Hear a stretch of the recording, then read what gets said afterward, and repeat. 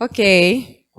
Entonces, vamos a finalizar en el nombre de Jesús, si el Señor quiere, hoy, Juan capítulo 6. Quedamos más o menos en los versículos 41 y 42. Recordemos que aquí el Señor Jesús estaba hablando a aquella multitud de galileos que le siguió después de haber visto el milagro de la multiplicación de los panes y los peces. Recordemos que ellos cruzaron el mar de Galilea buscando al Señor Jesús en Capernaum y le encontraron, y el Señor empezó a hablarles a ellos de lo que realmente había en sus corazones y de cómo ellos no le estaban buscando sinceramente, sino que estaban buscando el pan, las señales, esas razones por las que nosotros de forma a veces egoísta nos acercamos al Señor. Debemos acercarnos, dijimos, por quién Él es y no por lo que Él nos da. Porque si lo buscamos por lo que Él nos da, cuando falte eso que queremos, entonces se acabó nuestra búsqueda, ¿ok? Así que debemos aprender, como ya vimos, a trabajar por lo eterno, por lo espiritual. Amén. Entonces, en esa misma conversación, quedamos en el versículo 41 y 42. Y aquí comienza una pequeña sección un poquito diferente, diría yo. Vamos a leerla a partir del versículo 41. Dice: murmuraban entonces de él los judíos, porque había dicho: yo soy el pan que descendió del cielo. Recordemos que aquí dijimos antes, ¿verdad?, que aquí estaba el grupo de galileos, pero que esto, vamos a ver, había ocurrido en la sinagoga de Capernaum, ¿verdad? Y allí dijimos que estaban los judíos que habían sido enviados desde Jerusalén para ponerle el ojo a Jesús y ver quién era este hombre y qué era lo que él estaba haciendo. Y vimos que estos judíos ya estaban empezando a influir de manera negativa en esta multitud, estaban empezando a influir en incredulidad, etc. Entonces, estos judíos y los galileos, porque vamos a ver que se refería a todos, dice que empezaron a murmurar. Murmuraron entonces de los judíos porque había dicho: yo soy el pan que descendió del cielo. Y decían: ¿no es este Jesús el hijo de José, cuyo padre y madre nosotros conocemos? ¿Cómo pues dice este: del cielo he descendido? Jesús respondió y les dijo: no murmuréis entre vosotros, ninguno puede venir a mí si el Padre que me envió no lo trajere, y yo le resucitaré en el día postrero. Escrito está en los profetas, y serán todos enseñados por Dios. Así que todo aquel que oyó al Padre y aprendió de él, viene a mí. No que alguno haya visto al Padre, sino aquel que vino de Dios, éste ha visto al Padre. De cierto os digo, el que cree en mí tiene vida eterna. Yo soy el pan de vida. Vuestros padres comieron el maná en el desierto y murieron. Este es el pan que desciende del cielo, para que el que de él come, no muera. Yo soy el pan vivo que descendió del cielo. Si alguno comiere de este pan, vivirá para siempre. Y el pan que yo daré es mi carne, la cual yo daré por la vida del mundo. Entonces los judíos contendían entre sí diciendo: ¿cómo puede éste darnos a comer su carne? Jesús les dijo: de cierto os digo, si no coméis la carne del Hijo del Hombre y bebéis su sangre, no tenéis vida en vosotros. El que come mi carne y bebe mi sangre tiene vida eterna, y yo le resucitaré en el día postrero. Porque mi carne es verdadera comida y mi sangre es verdadera bebida. El que come mi carne y bebe mi sangre, en mí permanece y yo en él. Como me envió el Padre viviente y yo vivo por el Padre, asimismo el que me come, él también vivirá por mí. Este es el pan que descendió del cielo, no como vuestros padres comieron el maná y murieron. El que come de este pan vivirá eternamente. Estas cosas dijo en la sinagoga, enseñando en Capernaum. Ok, vamos a dejarlo hasta allí por ahora. Ok, entonces vemos que los judíos, dice el versículo 41, comenzaron a murmurar. Ok, número 1. La pregunta en términos lógicos o en un nivel lógico, sí era algo válida, porque dice que murmuraban de cómo él había descendido del cielo. Yo soy el pan que descendió del cielo, dice el 42. ¿No es este Jesús el hijo de José, cuyo padre y madre nosotros conocemos? ¿Cómo pues dice este: del cielo he descendido? Este pasaje a partir del versículo 38, cuando Jesús comienza a hablar de cómo Él es el pan vivo y cómo Él descendió del cielo, es una de las bases para hablar del nacimiento virginal de Jesús. Cuando Jesús está hablando de que Él descendió del cielo, ciertamente la única forma en la que esto fuera posible sería así, si Jesús hubiera nacido de manera virginal en María y no tuviera nada que ver con, en esta parte no tuviera que ver con la carne, porque fue una concepción del Espíritu Santo, ¿correcto? Entonces, claramente, era una pregunta desde la terminología lógica de ellos, pues que tendría validez, pero nosotros cuando le preguntamos algo al Señor tenemos que ponernos en una perspectiva espiritual, ¿amén? Porque a veces las cosas en el Señor no se pueden explicar en términos lógicos ni humanos, porque nuestras mentes no alcanzan a entender la mayoría de las cosas de Dios. Así que nosotros tenemos que procurar ponernos en un nivel espiritual y entender lo que el Señor nos quiere revelar, porque como hemos dicho muchas veces, el Señor no tiene la obligación de explicarnos todas las cosas, ¿ok? Pero aquí nos habla entonces acerca de ese nacimiento virginal, de que el Señor nació de la voluntad del Padre. Y esto, dice, murmuraban, ok, tenían una razón lógica. Sin embargo, más adelante el Señor nos dice, no murmuréis. Y esta es una enseñanza buena también para nosotros. La palabra murmurar habla o significa estar en desacuerdo. Es la conversación que las personas tienen cuando algo no les gusta. No sé si usted lo ha escuchado, por ejemplo, alguien en una conversación dice algo y por ahí unas personas murmuran, porque es que no se lo dicen a la cara a la persona, ¿no? Sino que empiezan a en voz baja, así, pero a mí me parece que... ¿Qué está pasando ahí? Hay un desacuerdo con la persona que está hablando. Y esto es lo que el Señor Jesús estaba diciendo. No murmuren, no era simplemente no hablen entre ustedes, era no estén en desacuerdo con los planes eternos del Padre, porque ellos estaban en desacuerdo con el Padre, solo que no lo entendían. Vamos a ver que al no aceptar a Jesús como Él venía, como igual a Dios, como el que daría la vida por ellos, ellos estaban demostrando que no estaban bien con el Padre. Entonces el Señor lo que les está diciendo es, no estén en desacuerdo con los planes de Dios. Igual sería bueno para nosotros preguntarnos esto. ¿Estamos nosotros en acuerdo o en desacuerdo a la voluntad y a los planes del Padre? Porque en ocasiones la voluntad de Dios no es lo más agradable para nosotros, ¿correcto? Para ellos, la voluntad que Jesús les hablaba, este hombre es el Mesías, no es el Mesías poderoso que viene a liberarnos del yugo romano. Este hombre que solo se ocupa de sanar a los enfermos por aquí y hacer obras de caridad, este no es el Mesías que nosotros estamos esperando, ya lo hemos dicho mucho, ¿verdad? Entonces, no era o no concordaba con lo que ellos querían en sus corazones. Y esta fue una de las principales razones por las cuales ellos rechazaron a Jesús, porque no era lo que ellos querían. Igual nos sucede a nosotros. Cuando nosotros no estamos amando o aceptando los planes de Dios, nosotros nos empezamos a desligar y nos empezamos a separar del Señor. Nosotros podríamos decir, yo voy a la iglesia, cumplo con ir todos los domingos, hago mi servicio, sirvo en la iglesia con los niños o colaboro cuando puedo, voy al estudio bíblico y eso es buenísimo y todo es maravilloso. Sin embargo, si en tu vida privada Dios te ha hablado algo y tú le estás diciendo no, Dios te ha hablado algo y tú has dicho no, es suficiente con que yo vaya a la iglesia, es suficiente con que yo vaya al estudio bíblico, esto que tú me estás pidiendo a mí no me agrada, esto no lo voy a hacer. Allí, aunque tú creas que tú estás cerca de Dios por estar viniendo a la iglesia, déjame decirte que tú mismo, no Dios, tú mismo te estás separando del Señor. Tú mismo te estás saliendo de su cobertura, tú mismo te estás saliendo de su sombra omnipotente, ¿vio?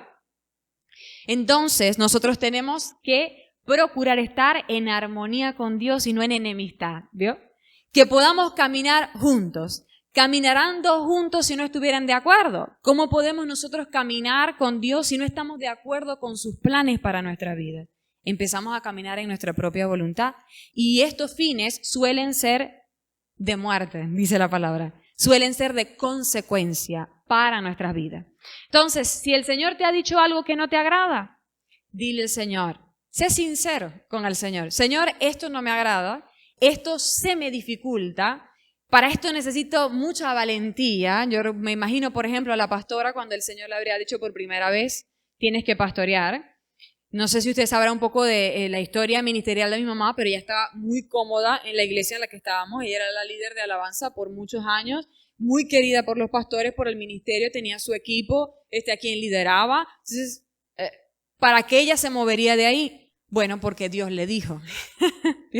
Porque Dios le dijo que ella tenía que pastorear. Y fue difícil. Yo recuerdo poco de cuando estaba pequeña, pero sí recuerdo esos momentos en los que era domingo y nos preparamos para recibir a los hermanos y mami decía, bueno, estuvimos llamando a los hermanos y parece que nadie viene hoy. Recuerdo muchas veces en las que mami me dijo, ¿qué hacemos? Me imagino que ella como buscando apoyo, aunque yo estaría muy jovencita, muy pequeña. ¿Qué hacemos? ¿Será que hacemos el servicio? Y al final siempre decidía, bueno, así estemos solo tu papá, tú y yo, vamos a continuar con la obra del Señor. Lo que le estoy tratando de decir es que a veces los planes del Señor son desafiantes para nosotros. No le gustan a nuestra carne, a nuestra comodidad. Sin embargo, son los planes que darán a luz el bien, la gloria de Dios en nuestras vidas. Son los planes que nos permitirán magnificar el nombre del Señor. Amén. Al final, Dios siempre respalda sus planes. ¿Ok? Entonces, sí, la orden que el Señor Jesús les estaba dando aquí o los estaba invitando a ellos y a nosotros era: no estén en contra de los planes de Dios. Abran su corazón para escuchar lo que realmente Dios quiere de ustedes, que al final, como dice la palabra, es lo mejor, pues la voluntad de Dios es buena, es perfecta y es agradable. Amén. Ok, entonces murmuraban, indica descontento, dijimos. Los judíos pensaban, ya lo vimos hace varios estudios, que ellos tenían asegurado el cielo por su etnia, por haber nacido en la línea de descendientes de Abraham. Pero aquí el Señor Jesús les estaba dejando muy claro que esa no era la forma de llegar al Padre y esa no era la forma en la que ellos, vamos a decir así, se ganaban el cielo, sino que Jesús estaba diciendo: aquellos que el Padre traiga a mí. Entonces no les gustó a los judíos el plan de Jesús y el plan del Padre. Ellos estaban seguros siendo salvos por medio de Abraham. Ahora el Señor Jesús les estaba diciendo: es a través de mí, y esto a ellos no les agradaba. La palabra, vamos a leer los versículos 42. Ok, ya lo leímos, el 43. Jesús respondió y les dijo: no murmuréis entre vosotros. Ninguno puede venir a mí, ahí está, si el Padre que me envió no lo trajere, y yo le resucitaré en el día postrero. ¿Vio? Si no es a través de mí, no es a través de nadie, y como dijimos la semana pasada, es el Padre el que los va a traer a mí. Ahora, esa palabra es maravillosa. Dice 44, ninguno puede venir a mí si el Padre que me envió no le trajere. Esa palabra es tremenda. Mire cuál es. Es la palabra griega helkuein. No sé cómo se pronuncia, pero así como le estoy diciendo se escribe. Helkuein. Y la palabra es la palabra griega que se traduce del hebreo cuando Jeremías dice: con amor eterno te he amado. ¿Se acuerda de ese pasaje? Eso está en Jeremías 31:3. El Señor hablando a Jeremías: con amor eterno te he amado. Esa palabra amado es esta misma palabra. El Señor nos atrae a Él porque nos ama. Fíjese esto, qué tremendo. Y aquí hay mucho que decir. Atraer, ¿qué significa eso? Porque nosotros pensamos, lo primero que pensamos es esto. O sea que es obligado. ¿Ah? Porque atraer es como dice el Salmo, con cuerdas, ¿verdad? Aunque es con cuerdas de amor, pero nosotros pensamos que las cuerdas son cadenas, ¿verdad? Son sogas de las que no podemos soltarnos, como allá en el Salmo dijeron: soltemos sus cuerdas, dijeron muchas personas, y aún muchas personas dicen: soltémonos de sus cuerdas. Pero esas cuerdas son de amor, tremendo. atraer. El Señor nos atrae porque nos ama. Ahora, no es obligatorio. Los comentaristas, la mayoría, le voy a leer algunos para que vea, hablan de que esto se refiere a la persona que quiere, pero como a todos se nos dificulta. Así que necesitamos a alguien que nos jale, que nos eche la ayudadita. A eso se refiere esta palabra griega. Mire lo que dicen los comentaristas. Por ejemplo, Alford dice, o cita a Crisóstomo diciendo, esta expresión no remueve nuestra parte en el venir, sino que más bien muestra que queremos que venga la ayuda. ¿Vio? No es que vamos a volar o nos van a obligar a caminar hasta allá o vamos a aparecer de la nada ante el Señor Jesús y aquí estoy, me obligaron a venir, no vine bajo mi propia voluntad. No, sino que el Señor ve el deseo que hay en nuestros corazones y entonces nos ayuda a venir a Él. Otro comentarista dice, trayendo o trayéndolo, no arrastrando. Oiga, no arrastrando. Se debe entender aquí. Él, dicen los rabinos, que desea aferrarse al santo y bendito Dios, Dios lo toma y no lo desecha. ¿Vio? Ahí está. Y ahí está nuestro poder de decisión, porque el Señor decidió que nosotros íbamos a decidir amarle.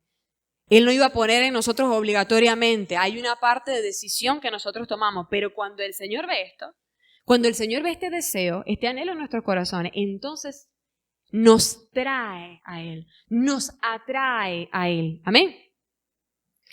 Y Dodds dice, es utilizado como remolcando un barco, arrastrando un carrito o tirando una cuerda para izar las velas. Tremendo. Como cuando nos cuesta y estamos así como que quiero, pero ay, qué difícil es, se manifiesta la ayuda del Señor. Qué bueno es Dios.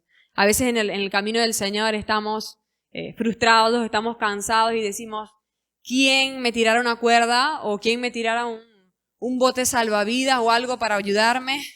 Crea, hermano, que el Señor sí tiene cuerdas de ese estilo y sí tiene salvavidas de ese estilo para nosotros. Solamente quiere el Señor ver ese deseo genuino en nuestros corazones. Amén.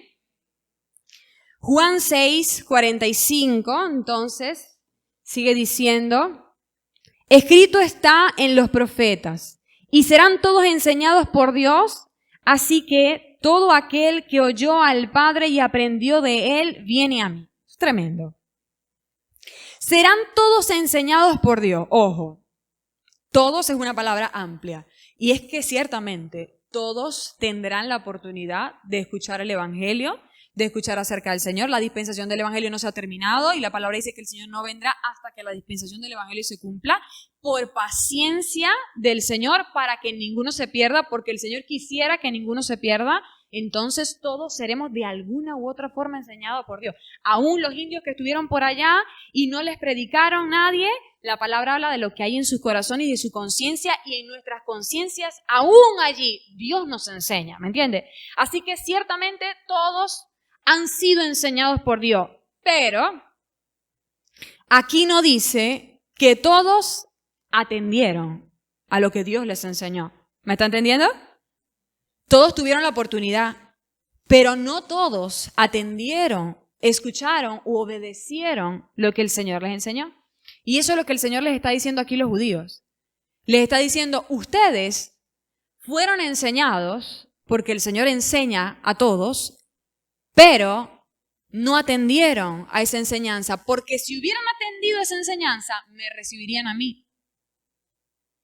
Porque el Padre habla del Hijo. Porque en el Hijo tenemos salvación. ¿Me está entendiendo? Entonces el Padre habla del Hijo. Si ellos hubieran obedecido al Padre, realmente se hubieran dejado enseñar por el Padre, hubieran recibido al Señor Jesús. ¿Me va siguiendo? Pero no lo hicieron. Entonces era una fuerte palabra de alguna forma del Señor Jesús hacia estos hombres. Al decirles esto, escrito está en los profetas y serán todos enseñados por Dios. Así que todo aquel que oyó al Padre y aprendió de Él viene a mí, les está diciendo, ustedes no han venido a mí. Es decir, que el Padre les enseñó y ustedes no le escucharon. ¡Wow! ¡Qué fuerte! ¿Ah? Y es que a veces lo mismo tiene que decirnos el Señor a nosotros. ¿Ah? Pero es por nuestro bien. A veces el Espíritu Santo tiene que tocarnos fuerte a la puerta del corazón y decirnos, hey, tengo rato enseñándote y no me estás escuchando. Cuidado, porque la consecuencia sería para nosotros. Siempre está hablando el Espíritu Santo, siempre está enseñando el Espíritu Santo. Ahora, ¿están nuestros oídos prestos? Tenemos corazones obedientes para escuchar y hacer, porque no solo escuchar y saber, es que escucho y hago lo que el Señor me está diciendo. Amén. Ok. Dice Spurgeon, el Padre nunca les ha enseñado, ustedes no han aprendido nada de Él o vendrían, pero en su rechazo de mí prueban que son extraños para la gracia de Dios. ¿Vio? En ningún lado se afirma que todo el que escucha viene, al contrario. Muchos escuchan y no vienen, ¿ok? Versículo 46 dice, no que alguno haya visto al Padre, sino aquel que vino de Dios, este ha visto al Padre, ¿ok? Aquí nuevamente el Señor empieza a insistir en su relación con el Padre, porque esto era lo que a los judíos no les agradaba. Que Jesús se hiciera igual a Dios, que Jesús dijera que Él era el Hijo de Dios asemejándose al Padre, demasiado para ellos, vamos a decirlo así. Que Jesús hablara de que Él era, de que a través de Él iban a tener vida, etcétera. Para ellos esto era desagradable. Dice, versículo 46, ¿verdad? No que alguno haya visto al Padre, sino aquel que vino de Dios, este ha visto al Padre. Entonces el Señor insiste en lo que a ellos no les agrada. ¿Usted vio? A ellos no les agradaba esto que ya les expliqué. Pero Jesús, en lugar de decir, ay, los ofendí, vamos a decirles mejor otra cosa, para que no se ofendan. No, ¿qué hace? Insiste en la misma verdad y les dice, yo soy el único que ha visto al Padre. ¿Usted me está entendiendo? Él insiste en su posición, en su relación especial con Dios, no suelta ni un poquito de la verdad porque a ellos no les agradara. Que a nosotros no nos agrade la voluntad del Señor, no hace la voluntad del Señor mentira o mala. ¿Me está entendiendo? Que tú digas no quiero o no me agrada, no invalida la verdad y los propósitos de Dios. ¿Vio? No vamos a cambiar la historia porque a ti no te agrade. Los propósitos de Dios continúan hacia adelante y nosotros somos los que vimos la consecuencia cuando andamos todos, vamos a decir, estropeados en el camino, ¿verdad? Ojo, dice el versículo 47, de cierto os digo, el que cree en mí tiene vida eterna. Vamos a detenernos un momentico aquí porque hemos hablado hasta ahora en Juan mucho de esto, o lo hemos mencionado mucho, pero si mal no recuerdo, no hemos dicho claramente qué significa creer en mí, ¿verdad? Esto es importante porque creer, la palabra creer, es a veces mal utilizada por nosotros, ¿verdad? Nosotros decimos, yo creo que eso se va a dar. Y esa palabra suena raro. ¿Por qué? Yo creo que eso va a suceder. En tu mente dices, ¿pero crees que sí o crees que no? ¿Me están entendiendo? O sea, es como, bueno, creo. ¿Vio? No es una palabra de mucho peso para nosotros en el español.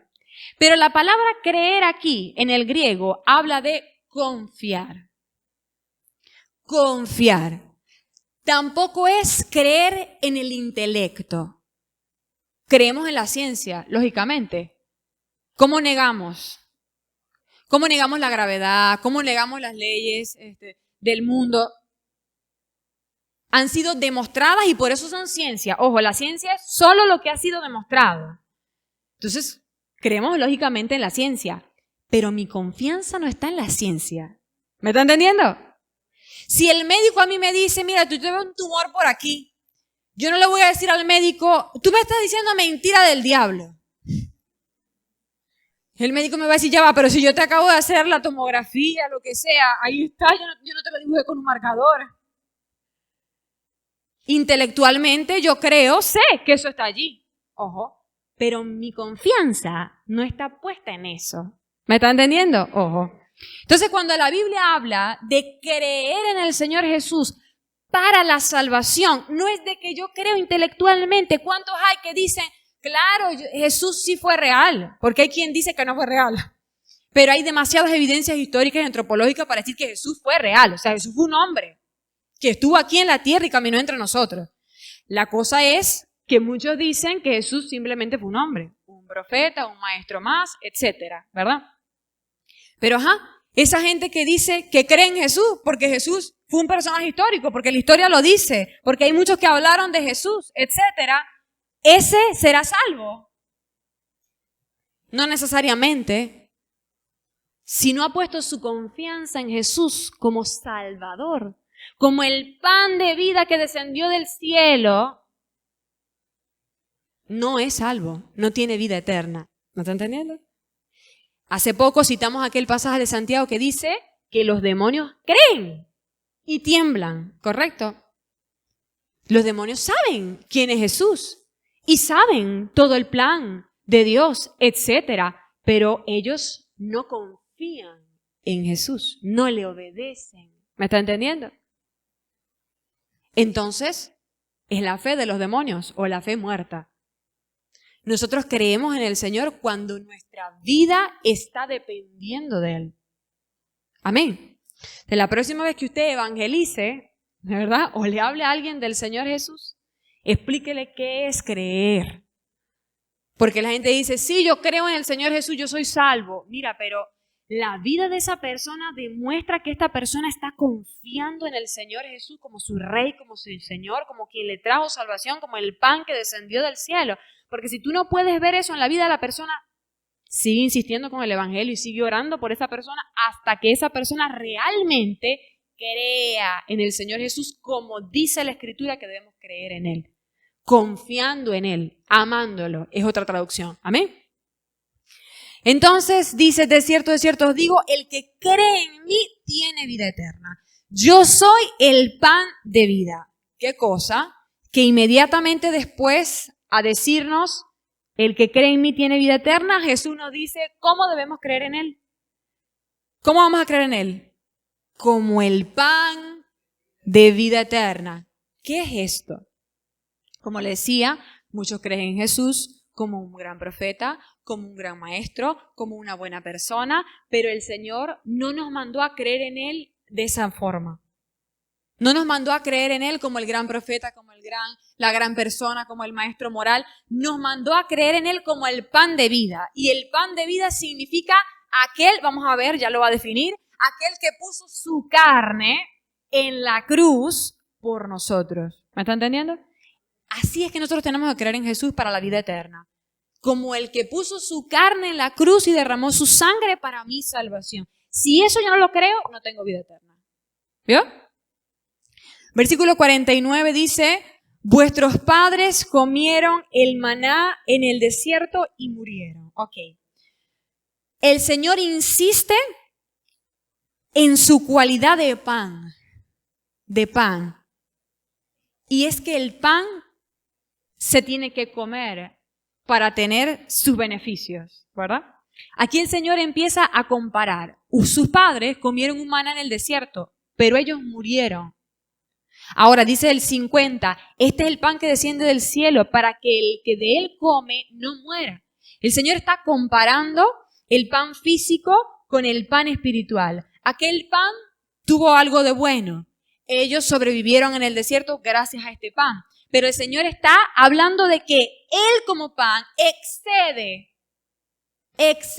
a cualquier otro pan físico. El Señor insiste, yo soy el único pan, y es que hemos hablado de esto desde la mujer samaritana, ¿verdad? Y allá fue en forma de agua. El Señor insiste en que Él es el único que realmente puede saciar nuestra sed espiritual.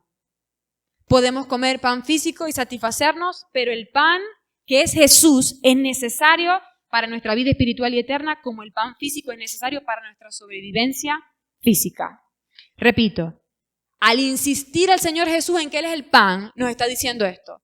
Así como tú necesitas comer para no morirte, para no perecer, tú necesitas comer de mí para no perecer espiritual y eternamente. ¿Vio?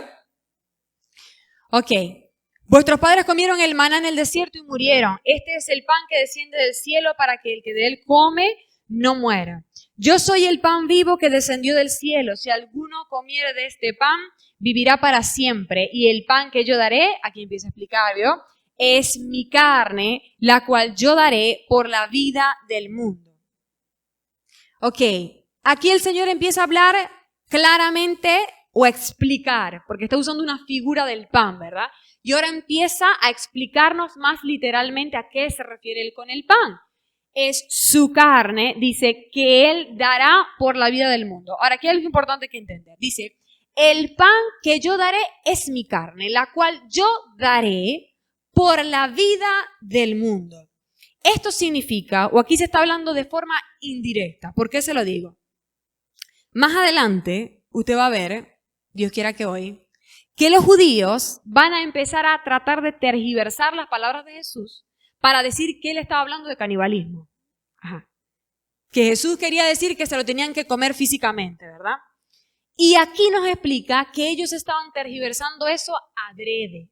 No es que estuvieran confundidos, porque en este versículo Jesús explica claramente que él iba a dar su carne de forma indirecta. Dice, yo daré mi carne, la cual daré por la vida del mundo. Él iba a hacer algo con su carne que iba a dar vida al mundo. No es que la iba a poner para que se la comieran. ¿Me está entendiendo? En los términos griegos también especifican esto. El Señor está hablando de morir y está hablando de que su vida la va a dar de forma indirecta. ¿Vio?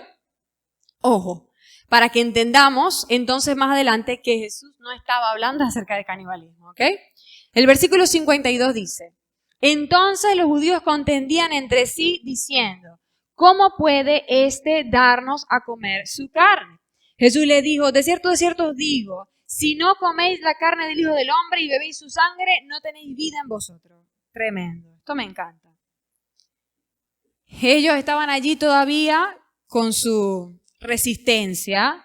¿Y cómo va a ser esto? Y el Señor Jesús insiste y amplía la verdad que los estaba ofendiendo. Ojo, ellos se sentían ofendidos con esto de comer su carne. Ellos se sentían ofendidos con estas verdades espirituales de las que el Señor Jesús les estaba hablando.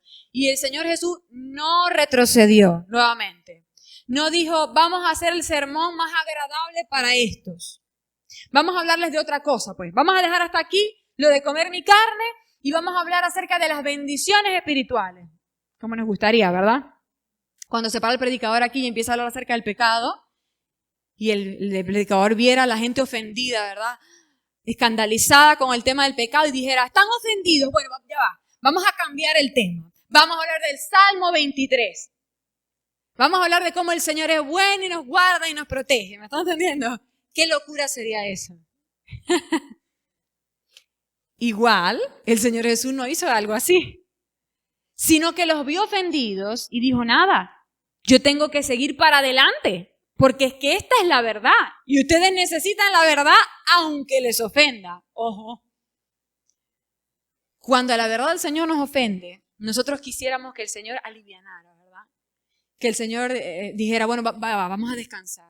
Un pañito de agua tibia, relájate, olvida lo que te dije. Vamos a comenzar al principio. Pero no. El Señor dice, es por tu bien y no por el mío. Es por tu bien que necesitas conocer la verdad. Así que voy hacia adelante y el Señor amplía. Entonces no solamente habla de la carne que se tienen que comer, sino que habla de la sangre que se tienen que beber. Imagínense usted esto. Yo imagino a esta gente, ¿qué? Ahora no solo es la carne, sino que también es la sangre. ¿Cómo es esto? Qué lindo es el Señor, ¿verdad? Así es con nosotros. El Señor nos dice, mira, tienes que dejar ese trabajo. ¿Qué? Y después nos dice, no solamente tienes que dejar el trabajo, ahora tienes que empezar a servir al ministerio de tiempo completo. Y nosotros que decimos, ¿qué? O sea, no solamente dejar el trabajo, sino aparte, no es que me vas a dar tu trabajo, sino que tengo que servir al ministerio completo. Qué bueno es Dios.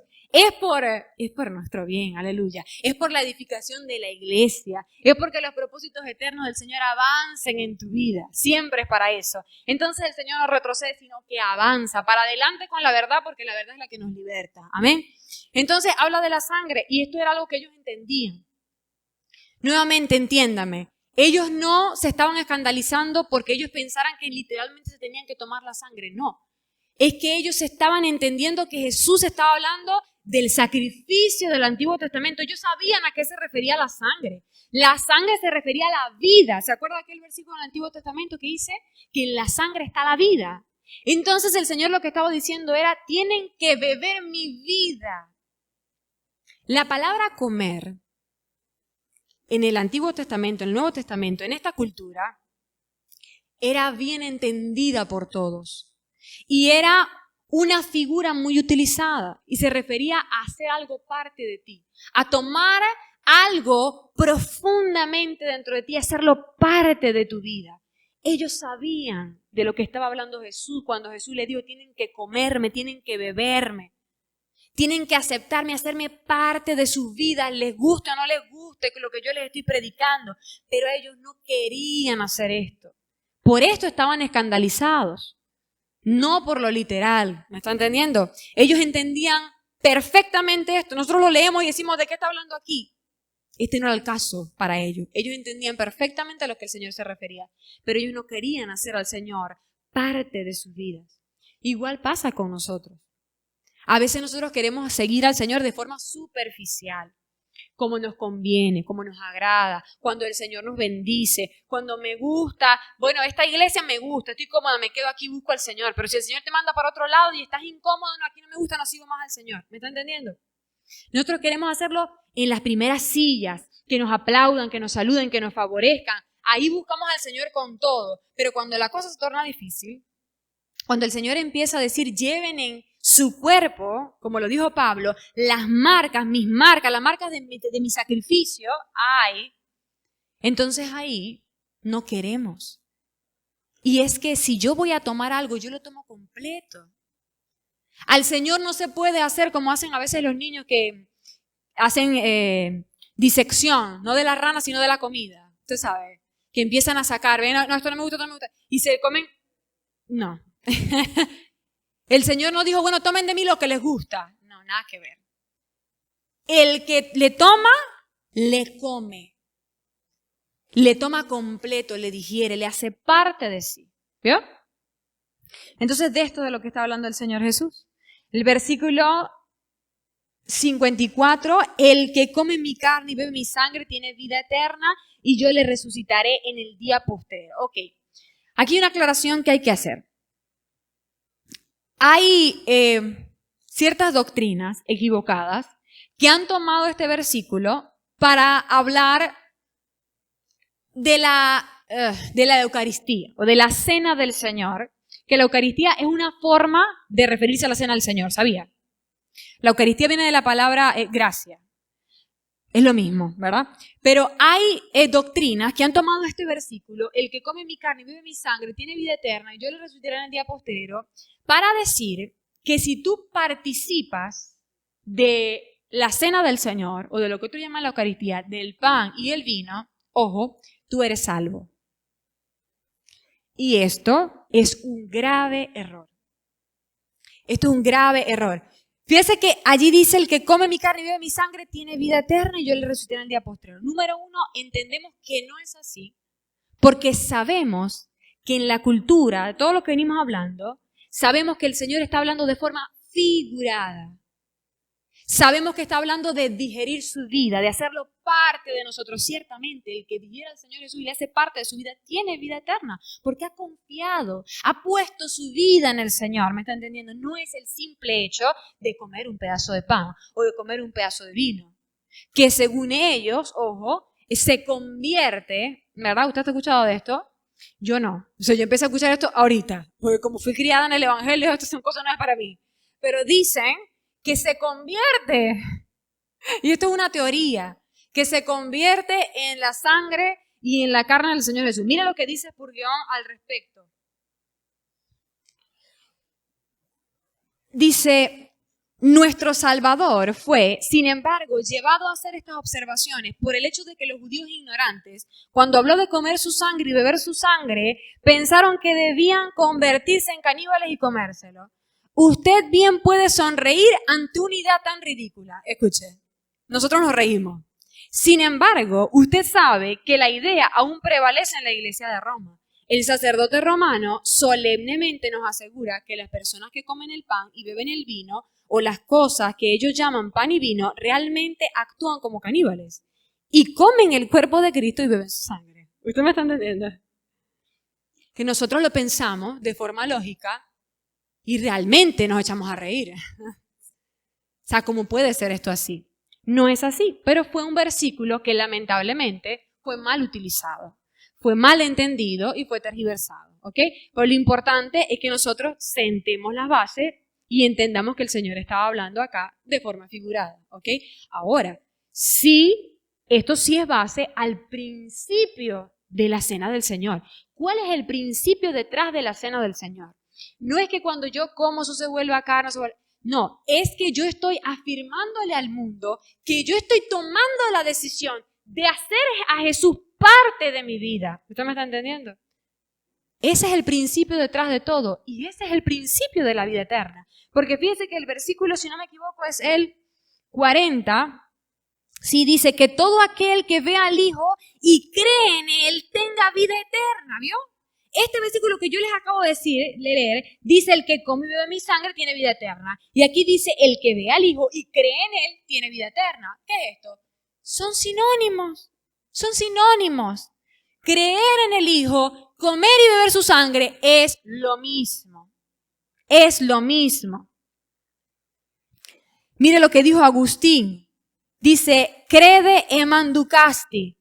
Crean o más bien confíen y ustedes habrán comido. ¿Vio? Crean, confíen en el Señor y ya comiste. No te lo tienes que ir a comer físicamente. Amén. Ok.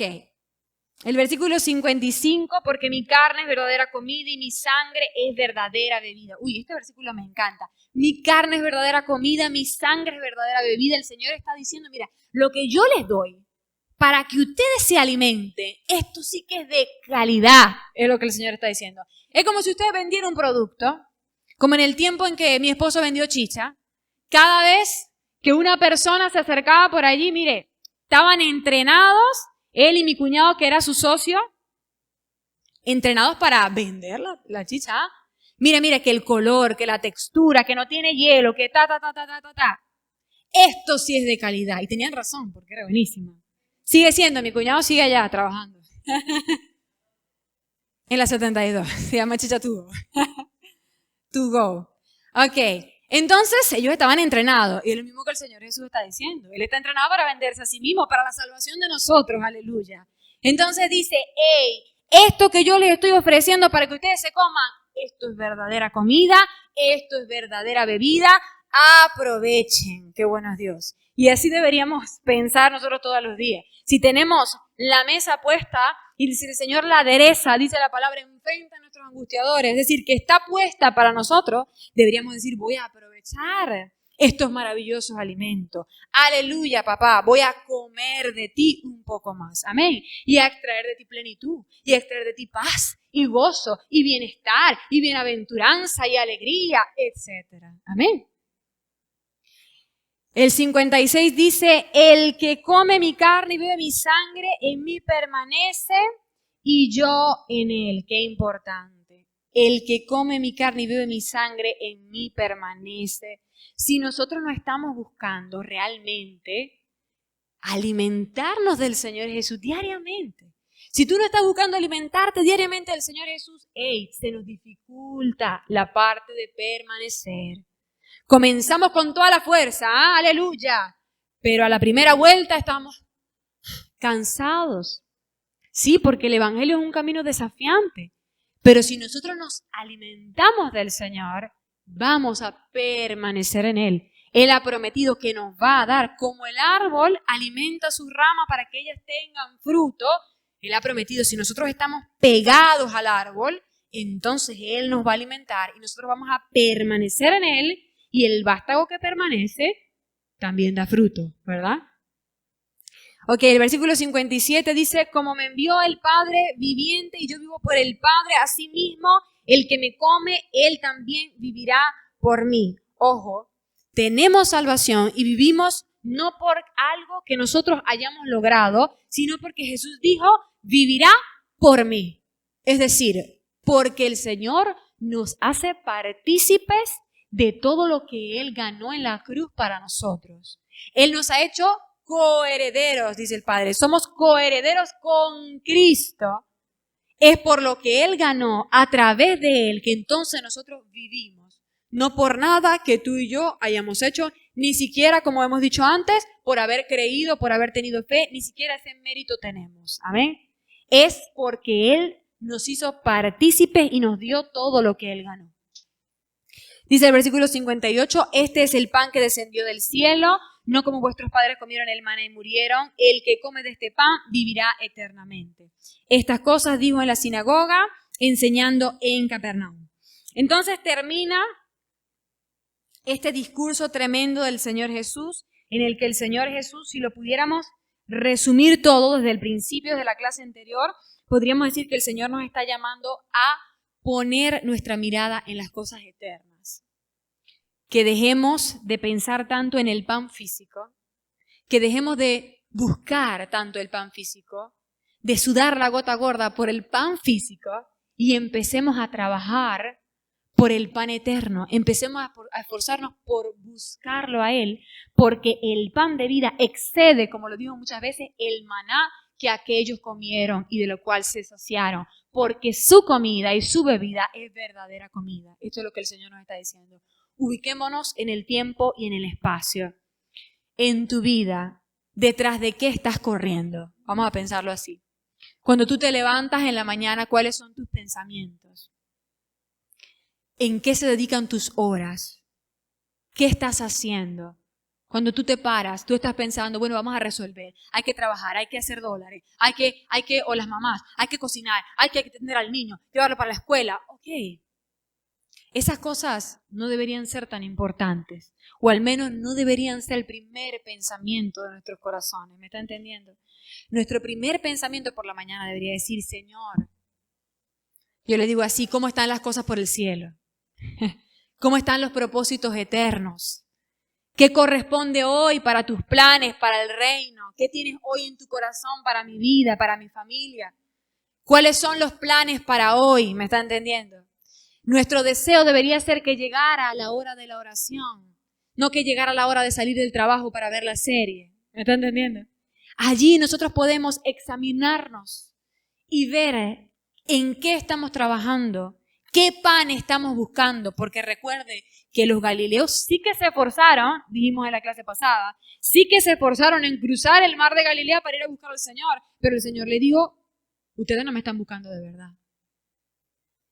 Entonces nosotros podemos estar haciendo muchas cosas, pero puede que esas cosas se refieran a las cosas físicas y al pan físico, y entonces me voy mucho más allá, pero cuando vayamos al cielo y nuestras obras sean probadas y digamos, uy, pero yo sí trabajé, yo sí me esforcé en mi casa, yo sí me esforcé criando a mis hijos, yo sí me esforcé saliendo a trabajar, yo tengo que ganar muchos méritos aquí, el Señor te podría decir, pero ¿y en qué momento mi propósito y yo, Jesús, estuve en tu corazón y en tus pensamientos en todo eso que hiciste? Porque no es que no puedas criar a tus hijos, no es que no puedas ir a trabajar. Es que como lo aprendimos el domingo, todo lo que hacemos tiene que ser para el Señor. Tiene que estar motivado por el reino, por los propósitos eternos. Amén. Entonces, ¿dónde estamos nosotros? ¿Detrás de qué estamos corriendo y por qué estamos trabajando? Sería la pregunta del Señor en este pasaje que aquí terminamos. Ahora dice, comienza diciendo, uy, ¿qué hora es? Ya es la hora. Ay. ¿Será que nos da tiempo?